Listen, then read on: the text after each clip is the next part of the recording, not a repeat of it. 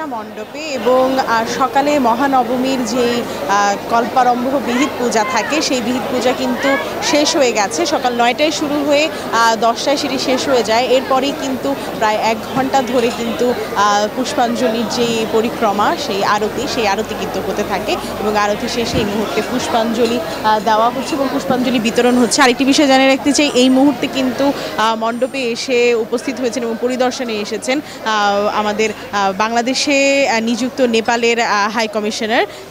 তিনি কিন্তু এসেছেন এবং তিনি পরিদর্শন করেছেন এবং পুরো আরতির সময়টা ছিলেন। এবং আরেকটি বিষয় জানিয়ে রাখতে চাই যে নবমীর এই তিথিতে কিন্তু এই পুজোর মাধ্যমেই কিন্তু পুজোর মধ্য দিয়ে কিন্তু সকালের যে আনুষ্ঠানিকতা ছিল পূজার সেটা শেষ হয়ে গেছে। এরপরে সন্ধ্যায় কিন্তু মহা আরতি এবং সেই মহা আরতিতে কিন্তু ধুনুচি নৃত্যও হবে। 11টা নাগাদ এই পুষ্পাঞ্জলি এবং প্রসাদ বিতরণ হচ্ছে। এবং আরেকটি বিষয় জানিয়ে রাখতে চাই, সকালে কিন্তু আমরা যে ভক্তদের আনাগোনা কম দেখেছিলাম, এই মুহূর্তে কিন্তু ভক্তে ভরপুর এবং এই মুহূর্তে কিন্তু সকল ভক্তরা পুষ্পাঞ্জলি নেওয়ার জন্য অনেক দূর দূরান্ত থেকে এসেছেন। ভক্তরা জানাচ্ছেন যে নবমীর এই দিনে আসলে অষ্টমী তিথি শেষ হওয়ার সাথে সাথে সন্ধিক্ষণে মহিষাসুর বধ করেছেন দেবী দুর্গা তার পুরাণ মতে, হিন্দু পুরাণ মতে। এবং এর পরপরই কিন্তু হিন্দু পুরাণ মতে যেহেতু মহিষাসুর বধ হয়েছে তার একটি সুখ ও আনন্দ কিন্তু আছে। তবে এই আনন্দের পাশাপাশি একটা দুঃখ কাজ করছে, কারণ আমরা জানি যে বিদায়ের ঘণ্টা কিন্তু বাজতে শুরু করেছে। আজকেই মা শেষবারের মতো থাকবেন এবং এই বছরের মতো মা কিন্তু বিদায় নিয়ে আগামীকাল চলে যাবেন বিজয়া দশমীতে সিঁদুর খেলার মধ্য দিয়ে। তবে এই মুহূর্তে কিন্তু অনেক ভক্ত পুষ্পাঞ্জলি এবং প্রসাদের জন্য অপেক্ষা করছেন এবং তার পাশাপাশি কিন্তু আমরা দেখতে পাচ্ছি যে আরতি শেষ হয়েছে। এই ছিল আমার হাতে পাওয়া সর্বশেষ ঢাকেশ্বরী পূজা মণ্ডপ থেকে। আমাদের আরেক সহকর্মী আছেন চিটাগাংয়ে, তার নাম হচ্ছে নয়ন বড়ুয়া জয়। চলে যাচ্ছি তার কাছে, তিনি জানাবেন সেখানে কি আয়োজন চলছে মহানবমীর।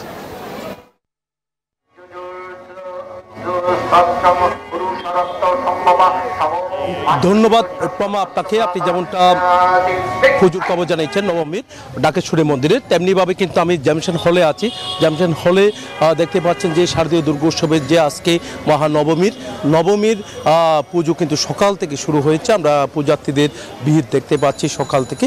তো দেখতে পাচ্ছি যে বেলা যখন বাড়ছে আরও পূজার্থীদের ভিড় কিন্তু অনেকটা বাড়ছে। শারদীয় দুর্গোৎসব সনাতন ধর্মাবলম্বীদের সবচেয়ে বড় উৎসব। এই উৎসব যে ষষ্ঠী পুজোর মধ্য দিয়ে কিন্তু শুরু হয়েছে, শান্তিপূর্ণভাবে হচ্ছে এমন কথা কিন্তু তারা জানিয়েছেন। আইন শৃঙ্খলা বাহিনীর কথা যদি আমরা আপনাকে জানাই, পুলিশ র্যাবের পাশাপাশি সেনাবাহিনী, বিজিবি, নৌবাহিনী তাদের যে টহল তারা অব্যাহত রেখেছেন। কোনো মণ্ডপে তাদের অবস্থানে কিন্তু আমরা দেখতে পাচ্ছি। পুজোর যে আগামীকাল যে বিদায় ঘণ্টা বাজা শুরু হবে সকাল থেকে, বিদায়ী সুর। তো আজকে মহানবমী, তার কারণে কিন্তু মা দুর্গাকে বিদায় জানানোর আগে কিন্তু তাদের ভক্তদের কিন্তু ভিড় আমরা দেখতে পাচ্ছি। সব মিলে বলা যায় কিন্তু এবার যে উৎসব শারদীয় দুর্গোৎসব এখন সার্বজনীন উৎসবে পরিণত হয়েছে। তো সার্বজনীন উৎসবে কিন্তু আমরা দেখতে পাচ্ছি এখানে যারা আছেন তাদের সাথে আমরা একটু কথা বলতে চাচ্ছি। আপনার সাথে যারা পূজার্থীরা এসেছেন আপনার সাথে একটু কথা বলতে চাচ্ছি। কেমন এই যে পূজাতে এসেছেন, কেমন লাগছে? খুব ভালো লাগছে, খুব ভালো লাগছে এসে। শান্তিপূর্ণভাবে কি পূজা হচ্ছে? হ্যাঁ অবশ্যই। আইন শৃঙ্খলা বাহিনী কেমন তৎপরতা দেখছে? ভালোই, কোনো কিছু খারাপ দেখছি না। আমরা এতক্ষণ ধরে কথা বলেছি যারা পূজার্থীরা এসেছেন তাদের সাথে। তারা যেমনটা জানিয়েছেন যে পুলিশ প্রশাসন তারা সতর্ক থাকার কারণে শান্তিপূর্ণভাবে শারদীয় দুর্গোৎসব তারা শেষ করতে পারছে বলে আমাদেরকে জানিয়েছেন। আগামীকাল মহা দশমী, তো দশমীর মধ্য দিয়ে কিন্তু শারদীয় দুর্গোৎসবের সমাপ্তি ঘটবে। এই ছিল আমার এখানকার সর্বশেষ।